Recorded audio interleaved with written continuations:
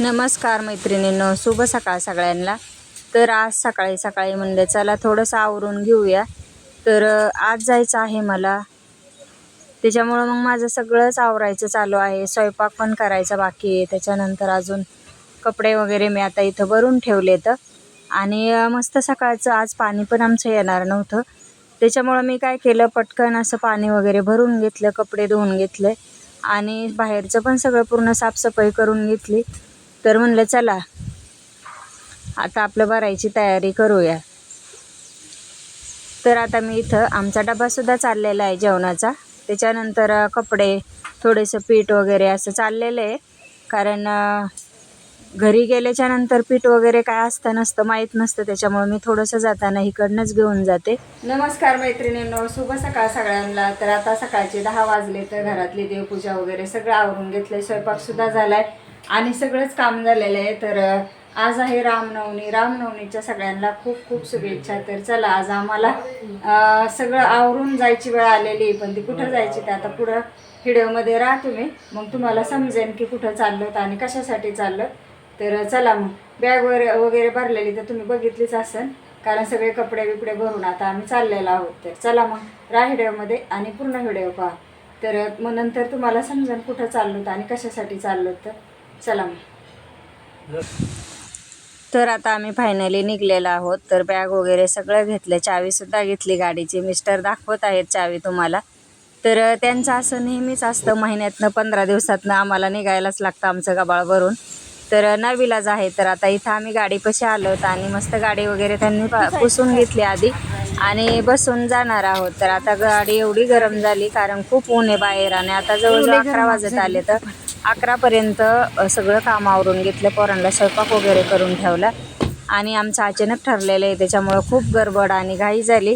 तर काय करणार, मग आता विलाज नसतो कधी कधी। मग गाडीत पण खूप गरम व्हायला लागलं, कारण पत्रा पूर्ण तापला होता। जेव्हा गाडी चालू झाली तेव्हा बरं वाटायला लागलं थोडंसं। तर मग चाललेला होता आम्ही आता इकडे। तर आता इकडे गेल्याच्या नंतर पुढे गेलो तर आम्ही तर पनवेलकडूनच डायरेक्ट आम्ही निघतो एक्सप्रेसला। तर ह्यावेळेस आम्ही साध्या रोडने जाणार आहेत।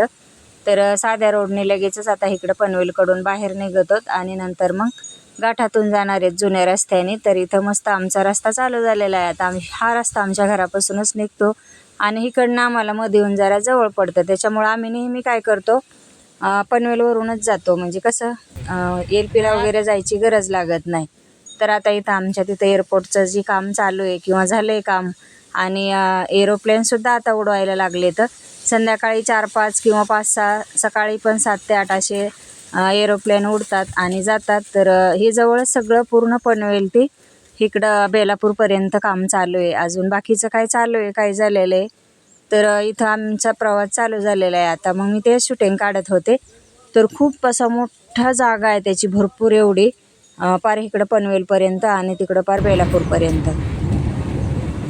तर आता ते पनवेलचं एअरपोर्ट नवीनच झालेलं आहे, तर म्हणलं चला तुमच्यासोबत सुद्धा थोडंसं शेअर करूया जाता जाता।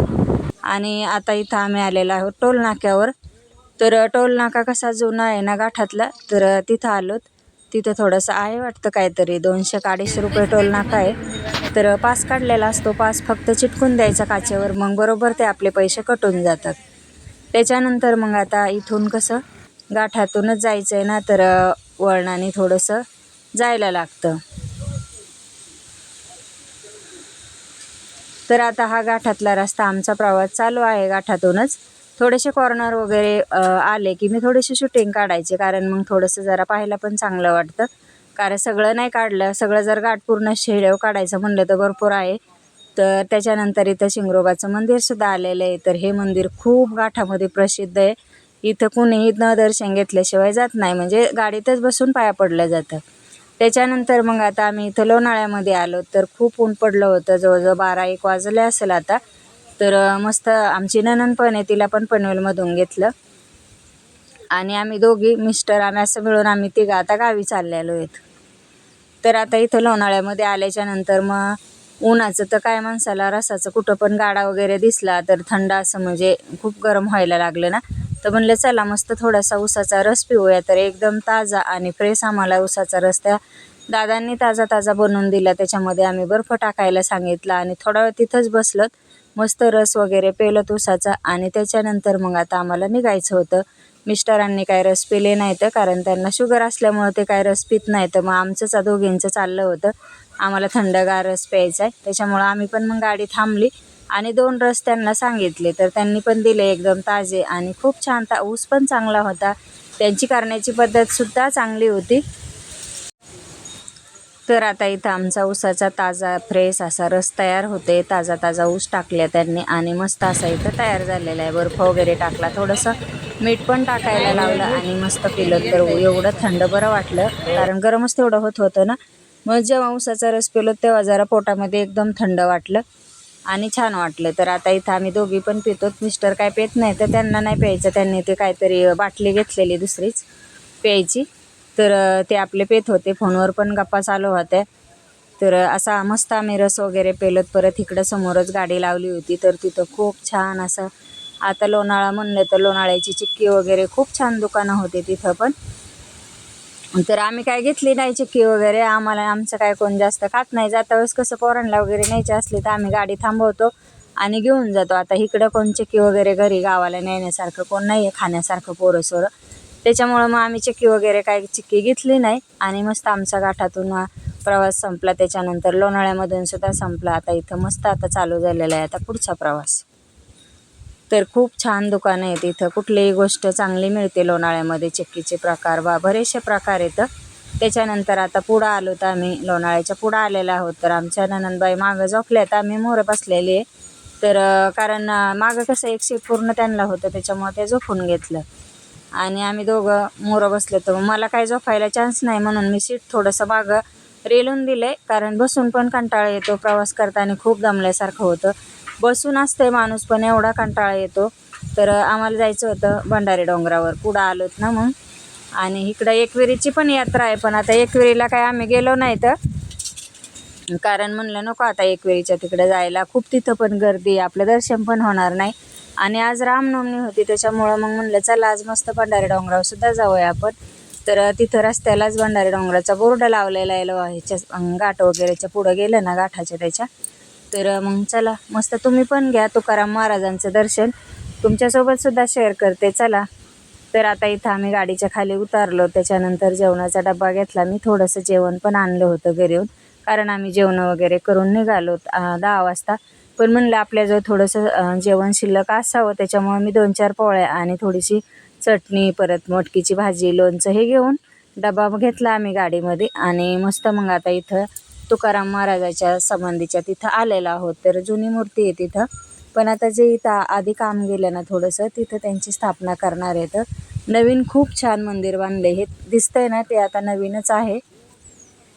नवीन मंदिरामध्ये आता तुकाराम महाराजाचीच मूर्ती स्थापना करणार आहेत. तर छान बांधकाम केलं आहे सगळीकडून, कारण झाडं वगैरे एवढं छान वाटतं तिथं. एवढं पटांगण पण आहे चांगलं. परत जागा पण भरपूर आहे. परत असं खालचा जर परिसर पाहिला ना तर खूप सुंदर वाटतं. तर चला मग आम्ही आता तुकाराम महाराजांचं दर्शन घेतो. तुकाराम महाराजांच्या इथं खूप म्हणजे येऊन ते टाळ वगैरे वाजायचे. परत म्हणजे असं त्यांचं इकडंच येणं होतं सारखं डोंगरावरती. पण आता इथं डोंगर राहिला नाही, खूप छान असं झालं आहे. तर आता इथं मंदिरामध्ये आलेलं आहे. तर मंदिरामध्ये सुद्धा मोबाईल अलाउड नव्हता, पण मी थोडीशी शूटिंग तुमच्यासाठी काढली. म्हणलं चला तुम्ही पण तुकाराम महाराजांचं दर्शन घ्या. तर हे पहा इथं किती छान मूर्ती वगैरे सजवलेले. बाकीचं पण थोडंसं फुलाचं डेकोरेशन केलं होतं. त्याच्यानंतर पाठीमागचा परिसर आहे, हे नवीन बांधकाम झालं आहे आता. तर इथं पण आता छान पाण्याची वगैरे चांगली सोय, पहिलं अजिबात काय नव्हतं. तर ह्याला भंडारी डोंगर पण म्हणतात. तर भंडारी डोंगरावर असं आहे, पहिले तुकाराम महाराज इथे येऊनच बसायचे. परत दगडाचे टाळ वाजायचे, असं काय काय ते बरंचसं आहे. तर बघा इथलं खालचा परिसर किती छान दिसतोय वरून, आणि छान बांधकाम केले. झाडं पण खूप सुंदर आहेत तिथं, सावली पण एवढी गार आहे. तर आम्ही आता इथं हातपाय वगैरे धुतले. त्याच्यानंतर थोडा वेळ बसलो, तिकडं तिकडं सगळा परिसर पाहून घेतला. आता बरेच दिवस झालं मी इथं गेलेच नव्हते. तेव्हा म्हणजे पूर्ण सपाट होतं, काहीच नव्हतं, छोटंसं एक मंदिर होतं. पण आता पूर्ण एवढं मोठं बांधकाम झालं आहे. सेम पंढरपूरला जेवढं मोठं बांधकाम आहे तेवढं काम झालेलं आहे. त्याच्यानंतर मग आम्ही डबा आणला होता, दर्शन घेतलं आणि मस्त इथं जेवणाचं काम चालू आहे आमचं. म्हणलं चला थोडंसं जेवण करून घेऊया. आणि त्याच्यानंतर निघायचं होतं आम्हाला. तर मग मिस्टर पण जेवत होते, मी पण थोडंसं जेवले. आणि मग इथं झाडाची सावली एवढी थंड होती, जांभळाचं झाड होतं, त्याच्यानंतर आंब्याचं होतं. बऱ्याच वेळा आम्ही इथं पाणी वगैरे पिलोत, बसलोत. म्हणले चला देवाच्या ठिकाणी गेलं ना तर असं वाटत नाही पटकन निघून यावं. बराचसा वेळ बसलोत आणि आता खाली रोडला लागलेलो होतो, आम्ही हायवेला लागलोत. आणि मस्त मग म्हणलं आता चला, उशीर पण होतोय जायला, कारण आम्ही गावी चाललो. तर आमचं रस्त्याने चाललेलं आहे, दमाने जायचं. पुढं गेल्याच्या नंतर खूप ट्रॉफिक पण लागला आम्हाला. तर आमचा प्रवास चालूच होता, कारण प्रवास म्हणलं की मग ट्रॉफिक हे आलंच. एवढं ट्रॉफिक लागत आहे ना. आणि 4च्या 5च्या टायमिंगला तर 6च्या जास्त ट्रॉफिक लागतं. तर आता इथं सूर्य आमचा मावळायला लागलाय, बघितलं ना, पार असं एकदम सूर्याखाली टेकलाय. आणि आमचा प्रवास चालूच आहे. तर सारखे फोन पण येत होते, कुठंशी आलात कुठंशी आलात, कारण आम्ही सकाळी 11ला निघलेलो. तर आताशी आलो शिरूरमध्ये. आणि अजून बाकीचं आमचं नगर, त्याच्यानंतर इकडं आमचं गाव. बराचसा प्रवास आहे, 7-8 तासाचा प्रवास आहे, पण आम्हाला लागले 12 तास. तर आता पूर्ण दिवस मावळत आलेला आहे आणि आम्हाला एवढ्या भुका लागल्या होत्या. तर आम्ही इथे वडापावसुद्धा घेतला. चला मग परत भेटूया आता पुढच्या व्हिडिओमध्ये.